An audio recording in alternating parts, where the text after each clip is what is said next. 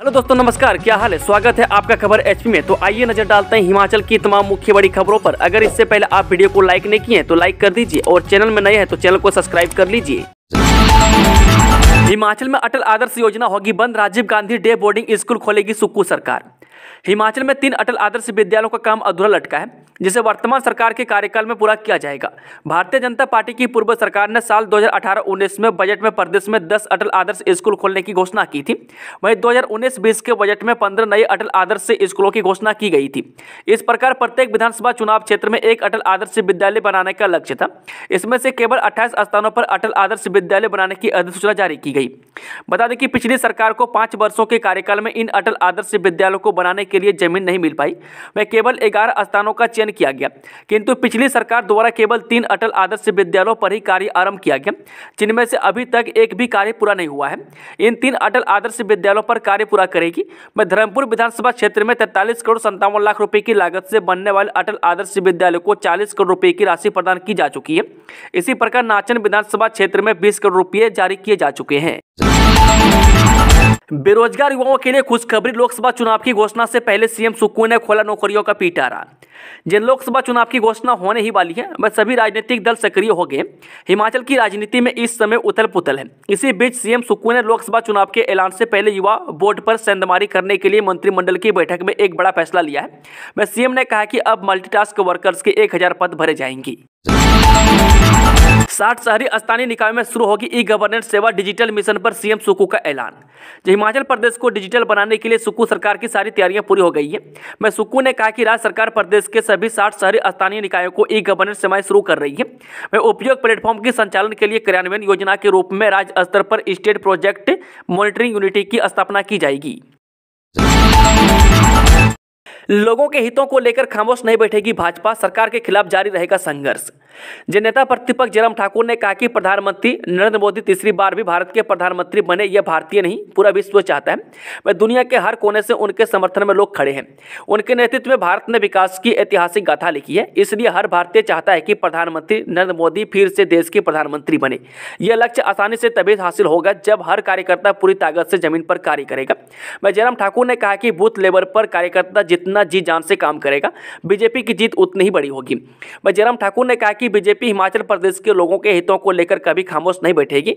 वह प्रदेश सरकार की नाकामियों के खिलाफ लगातार संघर्ष करती रहेगी।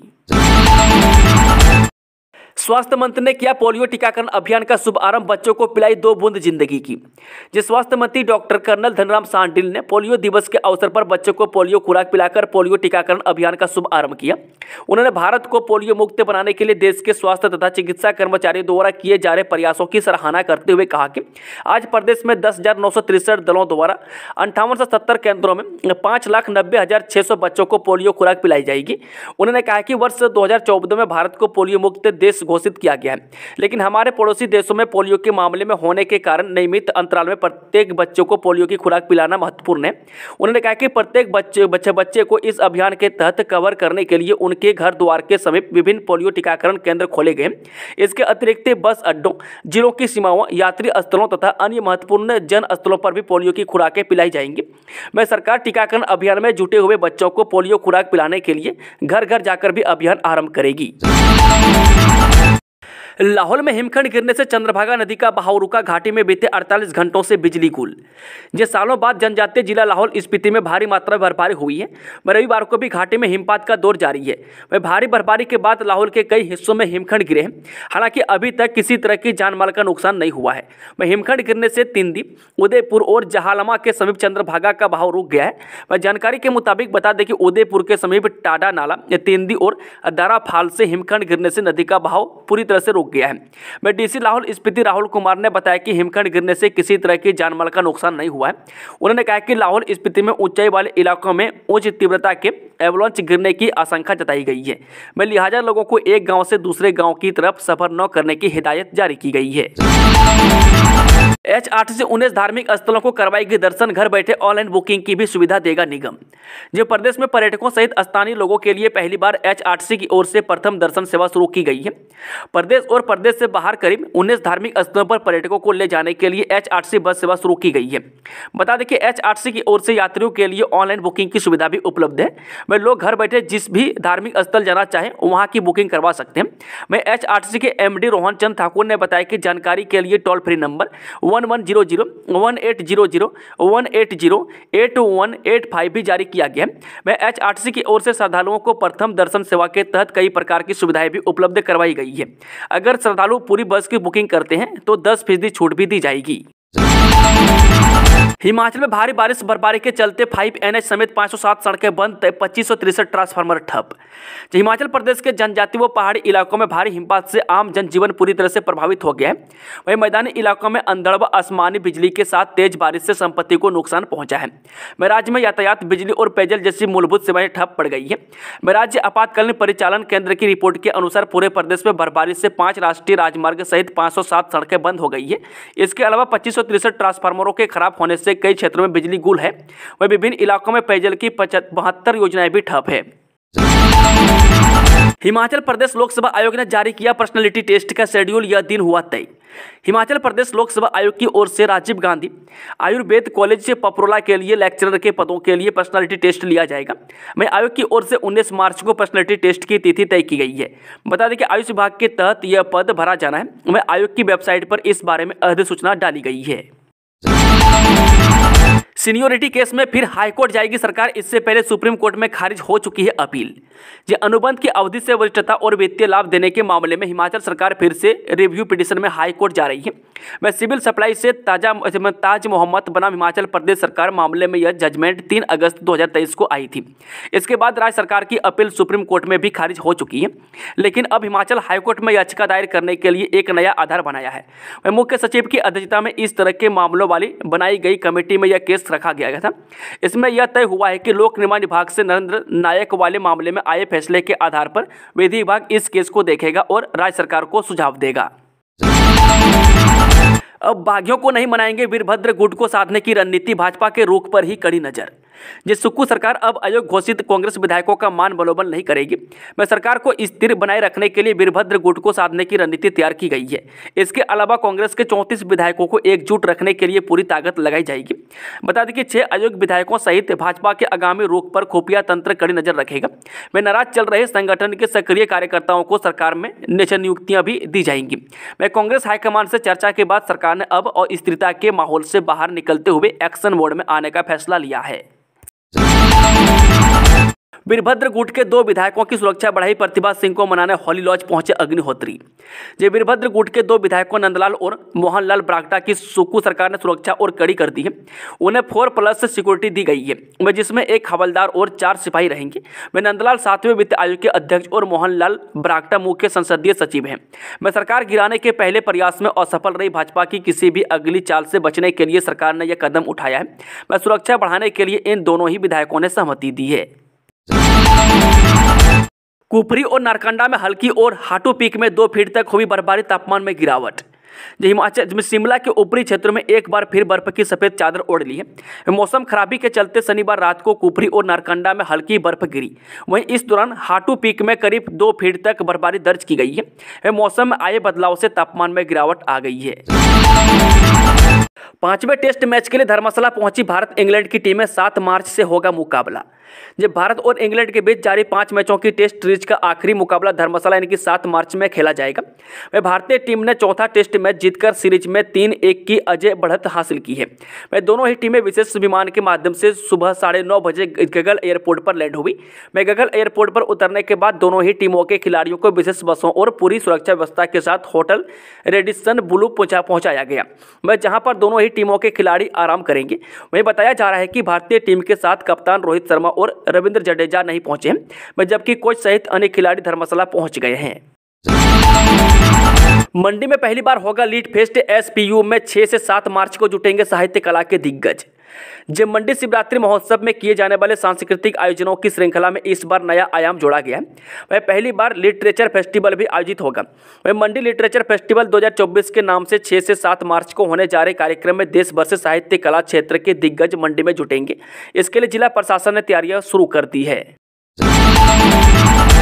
खुशखबरी की बौछार, हिमाचल में अब इन जिलों के बीच रेलवे लाइन डीपीआर तैयार, सफर होगा आसान। हिमाचल प्रदेश के 2 जिलों ऊना और हमीरपुर को रेलवे लाइन से जोड़ने के संबंध में विस्तृत परियोजना रिपोर्ट यानी कि डीपीआर तैयार कर ली गई है। बता दें कि डीपीआर के अनुसार इस परियोजना का अनुमानित लागत 3361 करोड़ रुपये है।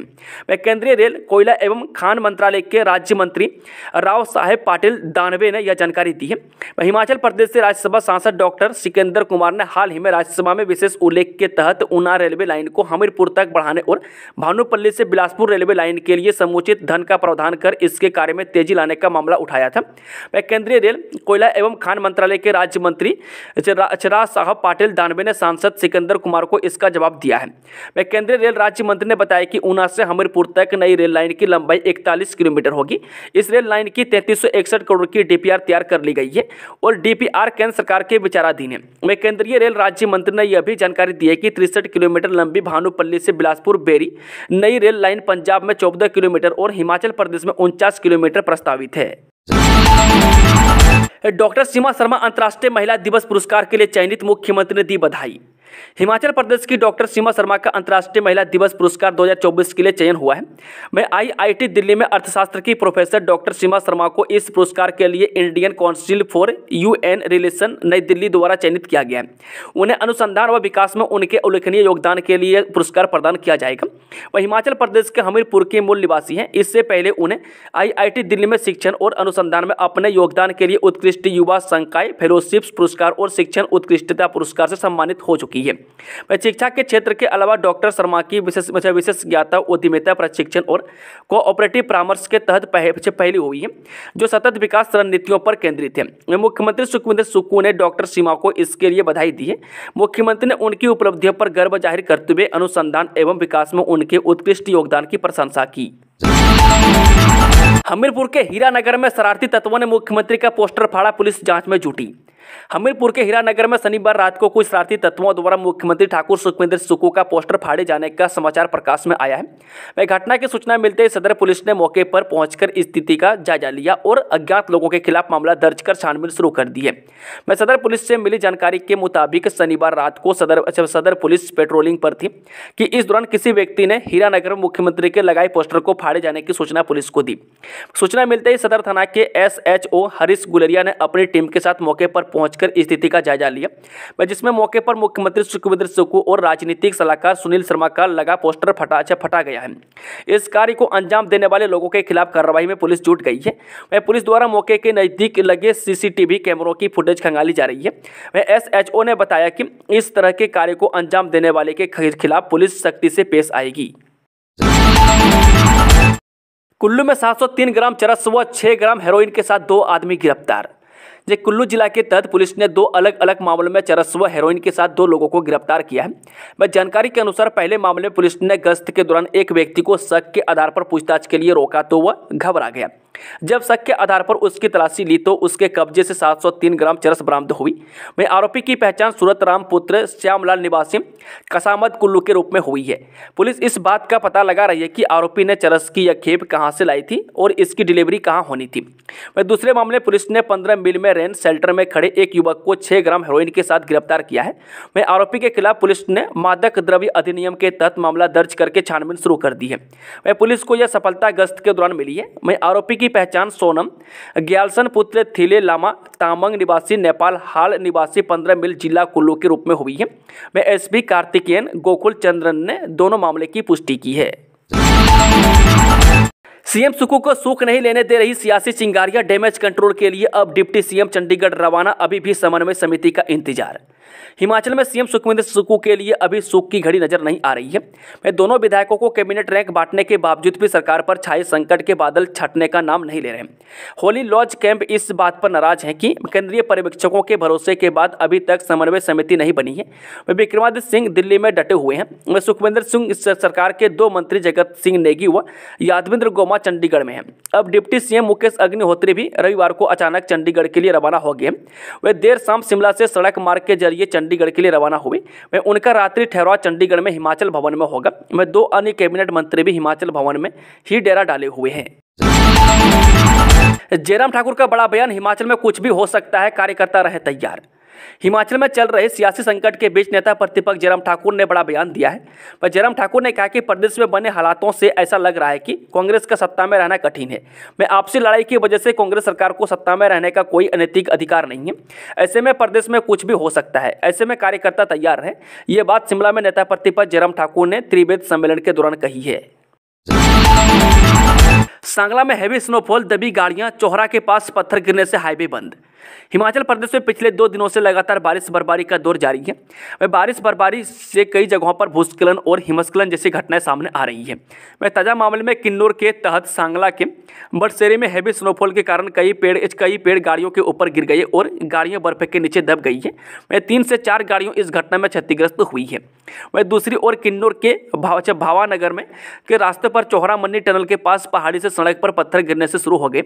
वह भारी बारिश के कारण यह भारी भूस्खलन हुआ है। पूरी सड़क पर मलबा आ गया और इसके कारण हाईवे वाहनों की आवाजाही के लिए बंद हो गया है। परमार बोले, खुद झगड़े करवा रही सरकार, चुने हुए प्रतिनिधियों को काले नाग की संज्ञा देना अनुचित। भाजपा के वरिष्ठ नेता एवं पूर्व विधानसभा अध्यक्ष विपिन परमार ने शिमला में प्रेस कॉन्फ्रेंस में कहा कि मुख्यमंत्री सुखविंदर सुक्खू का अपने ही विधायकों को काला नाग बोलने वाला बयान दुर्भाग्यपूर्ण है। वह कांग्रेस विधायकों का क्रोध कांग्रेस सरकार के खिलाफ जाहिर हुआ है। वह कांग्रेस विधायकों की सदस्यता एक फरमान से रद्द कर दी गई है। वह कांग्रेस की अंतरकलह की घटनाएं बहुत हैं, इनको अनसुना करने से ही ये आक्रोश फूटा। वह विपिन परमार ने कहा कि मुख्यमंत्री की जीत के कारण यह राजनीति और स्थिरता बनी है। वह वर्तमान सरकार सत्ता में रहने का हक पहले ही खो चुकी है और इस प्रकार की बयानबाजी साफ दिखाती है कि मुख्यमंत्री और सरकार दोनों परेशान हैं। विधानसभा सुरक्षा को बनाया board of officers, IG Santosh Patial नियुक्त किए चेयरमैन। प्रदेश विधानसभा की सुरक्षा व्यवस्था से संबंधित सभी पहलुओं पर विचार करने के लिए डीजीपी ने पुलिस के आला अधिकारियों का बोर्ड ऑफ ऑफिसर्स का गठन किया है।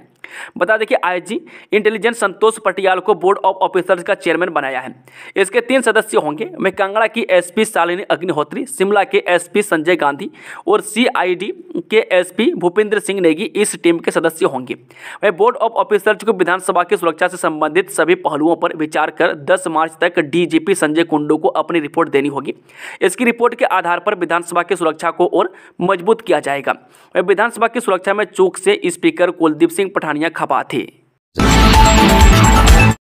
कुफरी में कम होगी घोड़ों की संख्या, एनजीटी के आदेश पर वन विभाग ने शुरू किया घोड़ों का पंजीकरण। एनजीटी के आदेशों के बाद कुफरी में घोड़ों के पंजीकरण की प्रक्रिया शुरू हो गई है। कुफरी से महासू तक 850 घोड़े चलते हैं, जिनकी संख्या राष्ट्रीय हरित न्यायाधिकरण ने कम करने के लिए कहा है। इसके बाद वन विभाग ने लोगों को घोड़ों का पंजीकरण कर दोबारा लाइसेंस बनाने के निर्देश दिए हैं। घोड़ों के मालिक 2 मार्च तक पंजीकरण करवा सकते हैं। इलाके में घोड़ों की संख्या पहले 700 की जाएगी और इसके बाद घटाकर 217 तक लाई जाएगी। वह शहर के लोग रोजगार के लिए पर्यटन और घोड़सवारी पर निर्भर है, लेकिन किसी ने याचिका दायर की थी कि घोड़ों की बढ़ती संख्या से यहां गंदगी फैल रही है।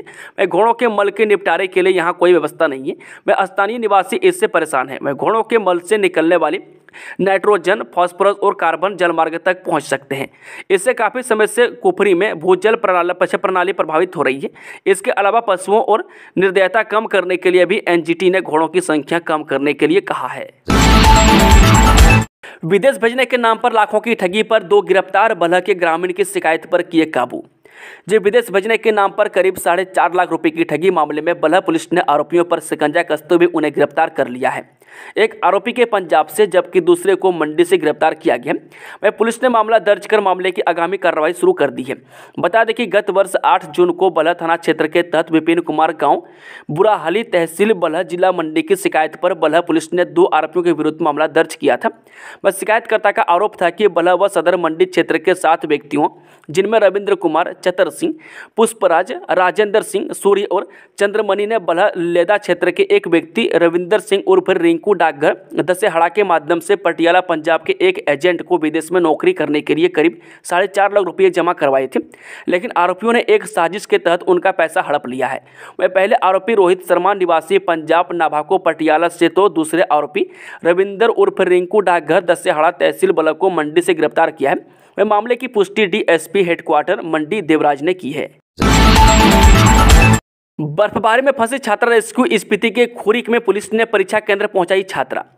जब भारी बर्फबारी के बीच स्पीति के खुरीक में फंसी एक स्कूली छात्रा को लाहौल स्पीति पुलिस की टीम ने रेस्क्यू किया। वह पुलिस के मुताबिक यह छात्रा बोर्ड परीक्षा देने के लिए स्कूल जा रही थी, लेकिन लगातार हो रही बर्फबारी के कारण इस छात्रा को समय पर परीक्षा केंद्र पहुंचना मुश्किल हो गया। उधर परीक्षा पत्र ले जा रहे एक वाहन के बर्फ में फंसने की सूचना मिलने पर काजा पुलिस की टीम थाना प्रभारी चुंग राम के नेतृत्व में मौके के लिए रवाना हुई। इसी दौरान इस छात्रा को रेस्क्यू कर पुलिस ने परीक्षा केंद्र पहुंचाया। एसपी लाहौल स्पीति मयंक चौधरी ने बताया कि वाहन यानी कि HP 584868 काजा के पास स्किड हो गई, जिस पर सूचना मिलते ही प्रभारी थाना काजा चुंग राम एवं उनकी टीम ने तुरंत कार्रवाई की। वाराणसी से ही उतरेंगे पीएम मोदी। भाजपा ने चुनाव के लिए 195 उम्मीदवारों की पहली लिस्ट की जारी। आगामी लोकसभा चुनाव के लिए भारतीय जनता पार्टी ने शनिवार को उम्मीदवारों की अपनी पहली सूची जारी कर दी है। भाजपा उम्मीदवारों की पहली सूची में 195 नाम हैं, जिनमें 34 केंद्रीय मंत्री और राज्य मंत्री भी शामिल हैं। इसके अलावा लोकसभा अध्यक्ष, 2 पूर्व मुख्यमंत्री को भी टिकट दिया गया। वहीं 28 महिलाओं को भी मैदान में उतारा गया है। 50 से कम उम्र के 47 उम्मीदवारों ने पहली लिस्ट में जगह बनाई है। इस लिस्ट में उत्तर प्रदेश की 51, पश्चिम बंगाल की 20, मध्य प्रदेश की 24, गुजरात की 15, राजस्थान की 15, झारखंड की 11, छत्तीसगढ़ की 11, केरल की 12, तेलंगाना की 9, असम की 11, दिल्ली की 5, जम्मू कश्मीर की 2, उत्तराखंड की 3, अरुणाचल की 2, गोवा की 1, त्रिपुरा की 1, अंडमान की 1, दमन और दीव की 1 सीट शामिल है। वह प्रधानमंत्री नरेंद्र मोदी फिर से वाराणसी से ही चुनाव लड़ेंगे। हिमाचल में सुक्खू कैबिनेट की बैठक, इस विभाग में खुला नौकरियों का पिटारा। शनिवार को हिमाचल प्रदेश मंत्रिमंडल की बैठक हुई। बैठक की अध्यक्षता मुख्यमंत्री सुखविंदर सुक्खू ने की। बैठक से शिक्षा मंत्री रोहित ठाकुर पहले नाराज होकर बाहर निकले, लेकिन बाद में उन्हें उप मुख्यमंत्री मुकेश अग्निहोत्री ने मना लिया। इसके बाद सब कुछ साधारण दिखने के लिए मुख्यमंत्री सुखविंदर सुक्खू ने शिक्षा मंत्री रोहित ठाकुर को ही कैबिनेट ब्रीफिंग की जिम्मेदारी सौंप दी। वहीं रोहित ठाकुर ने ही मीडिया को कैबिनेट के फैसलों की जानकारी दी। जब उनसे नाराजगी की वजह पूछी गई तो उन्होंने किसी भी नाराजगी से इनकार किया। उन्होंने कहा कि पहाड़ के लोग भावुक होते हैं। उनका बेटा पहली बार हॉस्टल जा रहा था, इसलिए वह उसके पास जाने के लिए निकले थे। हालांकि उनके इस बयान को सिर्फ डैमेज कंट्रोल के तौर पर ही देखा जा रहा है। बिलासपुर में इस दिन शुरू हो रहा है सांसद खेल महाकुंभ। अनुराग ठाकुर, राहुल द्रविड़ और रोहित शर्मा करेंगे शुभ आरंभ। हिमाचल प्रदेश के बिलासपुर जिले में 5 मार्च को सांसद खेल महाकुंभ शुरू होगा। वह बिलासपुर के लुहणु में खेल महाकुंभ के 3रे संस्करण की शुरुआत होगी। इस दौरान केंद्रीय मंत्री अनुराग ठाकुर, राहुल द्रविड़ और रोहित शर्मा का इसका शुभ आरंभ करेंगे। ये जानकारी भाजपा प्रदेश सचिव नरेंद्र अत्री हमीरपुर में प्रेस कॉन्फ्रेंस में दी। उन्होंने बताया कि सांसद खेल महाकुंभ के 3रे संस्करण की शुरुआत 5 मार्च को बिलासपुर स्थित लोहनी क्रिकेट स्टेडियम में होगी। वह सांसद खेल महाकुंभ के 3रे संस्करण में भारतीय क्रिकेट टीम के कप्तान रोहित शर्मा व पूर्व कप्तान व वर्तमान टीम के कोच राहुल द्रविड़ मुख्य अतिथि होंगे। वह केंद्रीय मंत्री अनुराग ठाकुर भी इस कार्यक्रम में शिरकत करेंगे। दोस्तों, खबरों का सिलसिला समाप्त होता है। अगर जानकारी पसंद आई हो तो वीडियो को लाइक, शेयर, चैनल को सब्सक्राइब जरूर कर लें।